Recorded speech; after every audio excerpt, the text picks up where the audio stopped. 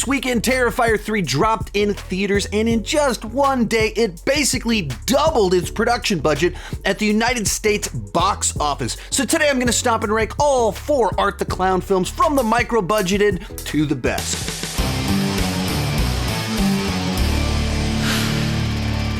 Hi, my name is Sean, and I love to talk about movies and TV way too much. With that in mind, go ahead and join me down below in the comments section. Let me know your ranking of the Terrifier films. My list is not the right list. It's just my list, and I would love to see yours. As we go into this, I was able to interview the writer-director of the entire Terrifier franchise this past week, and essentially, it was an hour-long interview where he gave the full backstory of the entire franchise, from the idea of Art the Clown to a micro-budget short film to opening at #1 at the box office, defeating Joker 2, and having Art the Clown popcorn buckets at Regal Cinema. I think it is one of the great underdog, grassroots movie franchise stories of the 21st century, and he was able to share that in this interview. You can check it out right up here to see the full interview, and I will be putting little clips from it in this video to kind of inform how these movies were created. And let's get started. In fourth, All Hallows Eve. If you don't know, Art the Clown didn't originate in Terrifier 2016. He really goes back basically a decade before that, where the writer-director Damien was trying to get his foot in the door and made his own short film where Art the Clown appeared just as like a small little part in it. It was, he's in the short film for maybe the first 4 or 5 minutes. And everybody who saw that short film, they just kept coming up to me and saying, dude, where did that clown come from? Like, what is his deal? He's so cool. He's so creepy. I need to see more of that character. He realized Art the Clown had the it factor and made a second short film, Terrifier, which of course starred Art the Clown. Eventually, someone discovered those short films on YouTube and wanted to make an anthology film, kind of putting those movies out there. And Damien was able to convince this producer to allow him to shoot additional footage to complete this journey. And that's what All Hallows Eve is. About half of it is his previous short films, and about half of it is new material he wrote and directed for this release. So they were sitting on YouTube for maybe a year. And this producer, the producer of All Hallows Eve, found them, contacted me. He said, I love your clown. I want him to be basically the face of this movie. I want to put him on the poster. I said, I have this other short film with the character. I said, what do we got to do to make a feature? Give me some money and we can make another short film and maybe a wraparound, pad this out. So put nothing into it. I mean, it probably cost 20 grand or something, $10,000, $15,000. The movie is 3 short films plus a framing device, and in 3 of the 4 segments, Art the Clown does appear, and those are the better of the segments because he just is more intriguing and interesting, and those ones have just kind of a bit more of an extreme, shocking nature to them that catches your attention. And of course, the one that doesn't have Art the Clown sticks out as the odd one in the group for that very obvious reason. And essentially, the whole project is a bit of a proof of concept that Art the Clown is interesting, engaging, and something that can entertain an audience, that Damien can deliver these shocking images, and that he can pull all of this off at an extraordinarily low budget. I don't know that it's one that I would re-explore on its own. It is interesting as kind of being able to see the original creation of Art the Clown with a different actor in the role, and how it started as a small part in just one segment in a short film and has grown to this whole other thing. I love to see that sort of evolution of a character and a filmmaker. But it is a very small budget project that feels, you can feel exactly what it is, which is we're trying to find a way to take a couple of different short films and turn them into a movie. In third, Terrifier. Now, as an audience member, whether you watch a movie that cost $200 million and was put out by a major studio, or if you watch a movie that someone shot on their iPhone using the money that they found in their couch, it's the same experience. You just sit there and watch it. The process of creating these 2 films is wildly different. The original Terrifier was made for about $35,000, which is basically half of one day's catering budget on a Marvel movie. And also, so we did not have money. All we knew we could do was we could pay every actor and every crew member. I think we paid them $100 a day. We paid for food every day.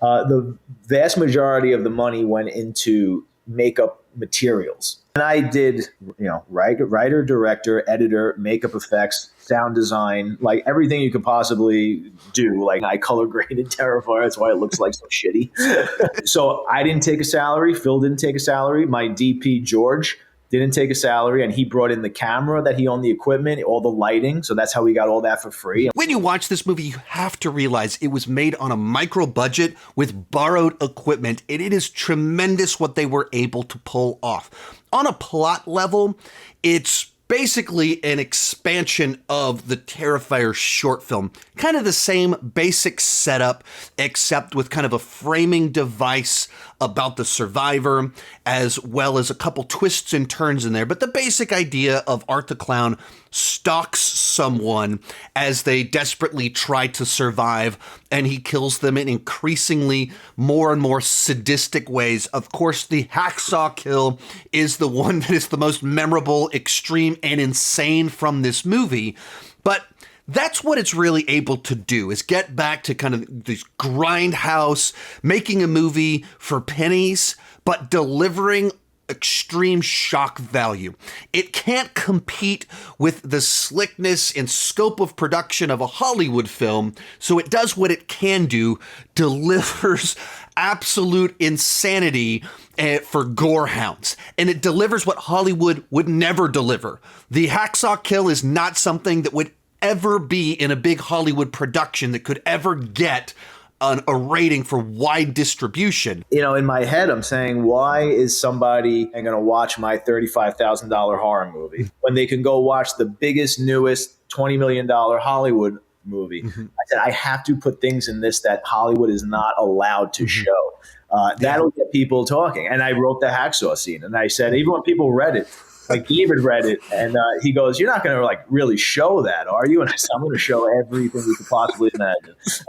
And the thing that was this movie's disadvantage, it doesn't have big studio resources. They turned on its head, and they also went, we don't have big studio limitations, restrictions. We're going to go for it, and we're going to get people talking. And that's what this movie did, and it did it in a very successful manner that it's an extraordinarily niche film. This movie is absolutely not for everybody, but for the people that like this sort of thing, they loved it, and it basically kicked off kind of this grassroots movement that has been able to expand the franchise into something so much bigger. Our runner-up, Terrifier III. To be perfectly clear, I think that Part 3 is a great companion to Part 2, and those two are really close in my mind, and they're quite a bit ahead of Part 1. With the wild success of the second film, they were able to get a much larger budget for Part 3, which was able to expand the size of the production, in particular the crew. But it also meant that people going into Part 3 actually had far greater expectations than they had going into Part 2. And so they had to find a way to both continue to push the envelope, go crazier, wild, and weirder, but also not just be gorier, but have some fresh, interesting new take on the character. And I think they wisely picked to make it a Christmas movie. And he just said, you should think about putting Art the Clown in Christmas. That would be awesome. It was like something that simple. And as soon as he said it, it just clicked. It felt natural. It's such a joyous, wholesome, family-oriented holiday. It's holy. So I thought everything Art the Clown's not. So then to bring that character into that, it's perfect. Put Art in all those Christmas trope situations, especially to get a lot of levity out of those scenarios. Like, what would it be like for Art the Clown to suddenly be a mall Santa surrounded by all these children? Like, that could be really disturbing, but also very funny. He could do a lot of quirky stuff there. What would it be like if Art actually interacted with who he thought was the real Santa Claus? Like, how funny would that be? And part of being sick and twisted isn't just killing people in gnarlier ways or trying to outdo the bedroom scene from Part 2.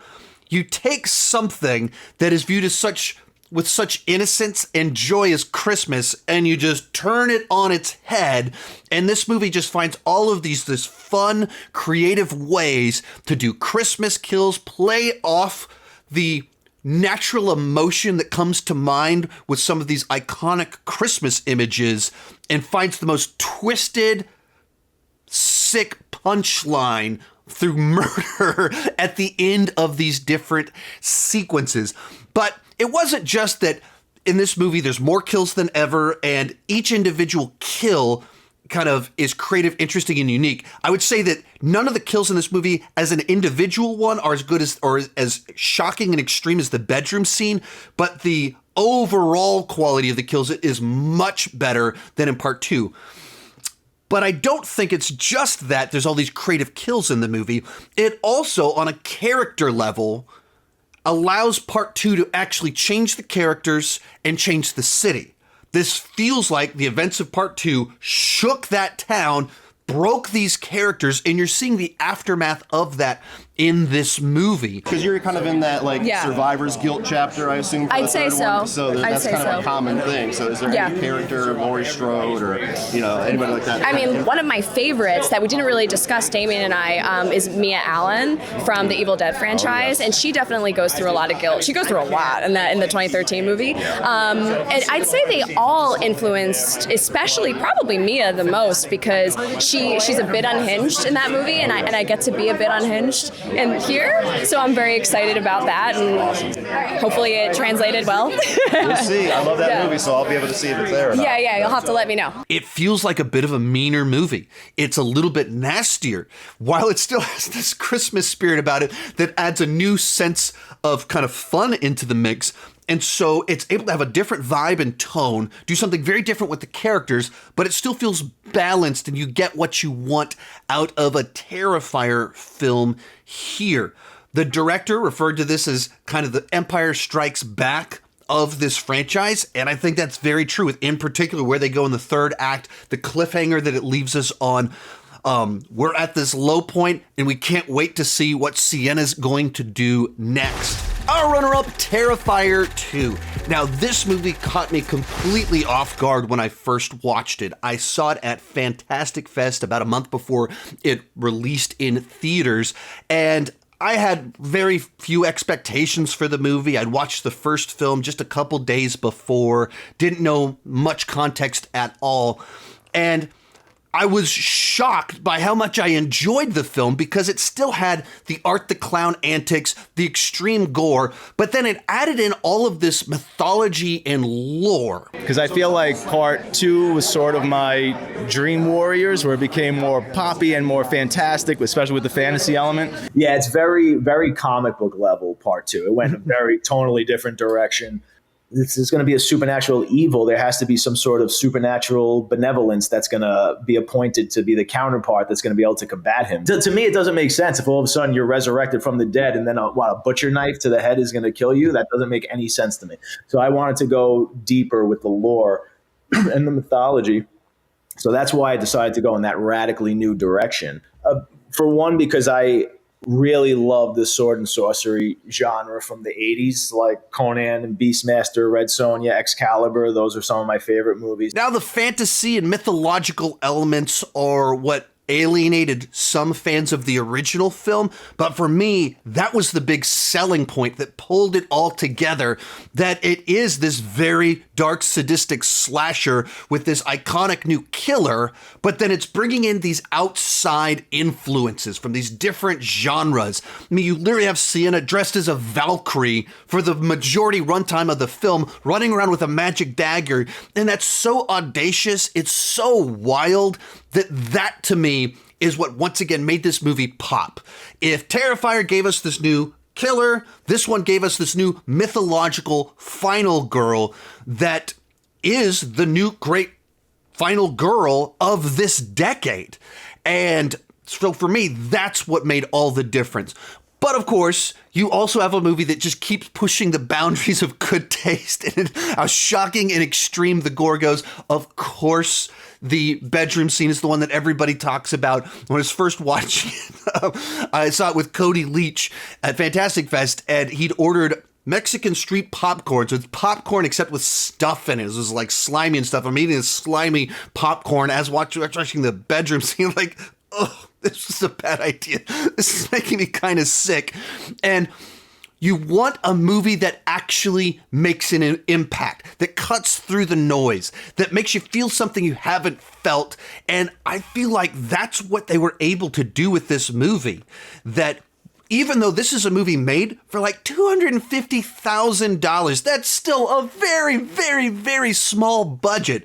And they were able to tell this story with shocking kills, a mythology that was interesting, and made an impact. So for me, this is the one that had that wow factor, that surprise factor. So this one is my personal favorite, and I also love all that lore. So it comes in at number 1. If you enjoyed this video, you can check out my full review with Damien right over there. I mean, he goes into all the details on the creation of all of these movies and how it grew and all that fun stuff. He teases what's next for the franchise, so be sure to check that out. You can also check out my reviews for Terrifier 2 and 3. Thank you so much for watching. Keep talking movies and TV too much.